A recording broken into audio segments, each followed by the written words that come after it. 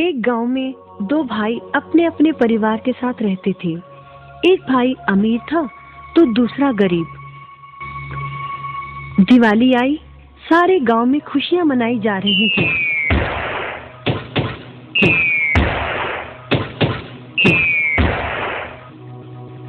परंतु छोटे भाई के पास तो खाने लायक भी कुछ नहीं था। वह बड़े भाई के पास मदद मांगने गया।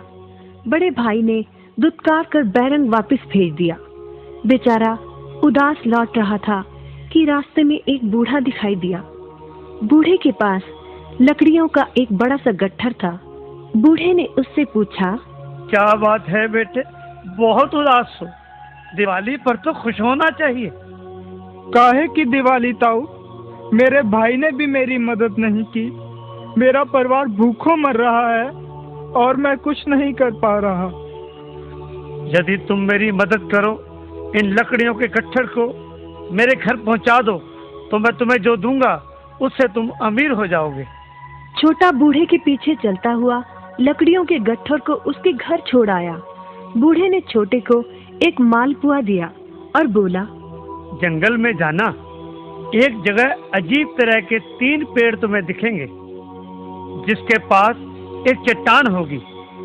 ध्यान से देखोगे तो चट्टान के कोने में तुम्हें गुफा का एक मुंह दिखेगा। गुफा में चले जाना, वहां 3 बौने रहते हैं। मालपुआ उन्हें बहुत पसंद है, वैसे किसी भी कीमत पर छोड़ेंगे नहीं। तुम उनसे धन नहीं मांगना, बल्कि कहना मुझे पत्थर की चक्की दे दो। छोटा भाई गुफा में जा पहुंचा। उसके हाथ में मालपुआ देखकर एक बौना बोला, ये मुझे दे दो, मैं तुम्हें इसके बदले में जो कहोगे दे दूंगा। छोटा बोला, मुझे बस अपनी पत्थर की चक्की दे दो। चक्की लेकर छोटा जैसे ही चलने लगा, बौना बोला, इसे मामूली चक्की ना समझना, इसे घुमाने पर तुम जो मांगोगे इसमें से निकलता रहेगा। इच्छा पूरी होने पर इस पर लाल रंग का कपड़ा डाल देना, सामान बनना बंद हो जाएगा। चक्की लेकर छोटा भाई घर पहुंचा। पत्नी और बच्चे भूखे थे। उसने कहा, यहाँ पर एक कपड़ा बिछाओ। कपड़ा बिछाकर चक्की उसके ऊपर एक किनारे रखकर छोटे ने चक्की चलाई और बोला, चक्की चक्की चावल निकाल।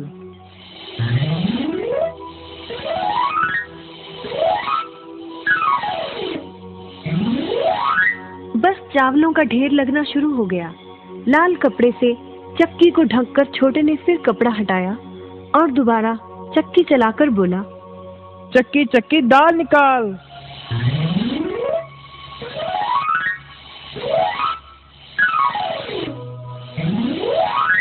ढेरों दाल निकलती रही। थोड़ी देर बाद छोटे ने चक्की को ढक दिया।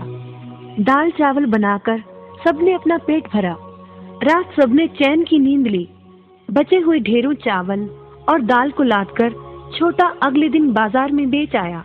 वापस आकर उसने फिर वही क्रम अपनाया और इस बार ढेरों गेहूं, चावल, भिन्न भिन्न दालें चक्की की मदद से निकाली और बेचकर ढेरों पैसे कमा आया। दिनों में ही वह अपने भाई से भी ज्यादा अमीर हो गया। चक्की की मदद से कभी घी, कभी तेल, कभी नमक, कभी मसाले, कभी बादाम, कपास, जो चाहे उसे प्राप्त होता रहता था। बड़ा भाई उसकी खुशहाली से जलने लगा। उसने सोचा, चंद दिनों पहले तो ये भूखों मर रहा था, अब इसके हाथ क्या लगा जो ये मुझसे भी ज्यादा धनी हो गया है। एक रात चुपचाप वो छोटे के घर में छुप गया। सारा भेद उसके आगे खुल गया। अगले दिन जब छोटा बाजार सामान बेचने गया था, तो बड़ा भाई छोटे के घर पहुंचा और उसके घर से चक्की चुरा कर ले आया और अपने परिवार को लेकर दूर कहीं टापू में जाकर बसने के इरादे से घर से चल पड़ा। समुद्र किनारे पहुंचकर उसने एक नाव खरीदी। सभी उसमें बैठ गए और नाव में बैठकर टापू की ओर चल दिए। उसकी पत्नी हैरान थी कि एक बेकार सी चक्की लेकर उसका पति सारा घर बाहर छोड़कर हम सबको लेकर कहाँ जा रहा है। बड़े भाई ने पत्नी की जिज्ञासा शांत करने के लिए चक्की को घुमाया और बोला, चक्की चक्की नमक निकाल।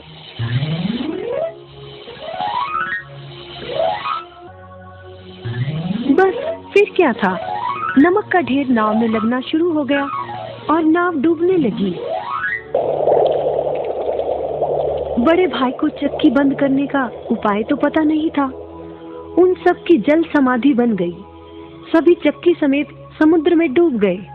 कहते हैं कि चक्की अब भी घूम रही है, तभी तो समुद्र का पानी खारा है। शिक्षा, लालच बुरी बला है।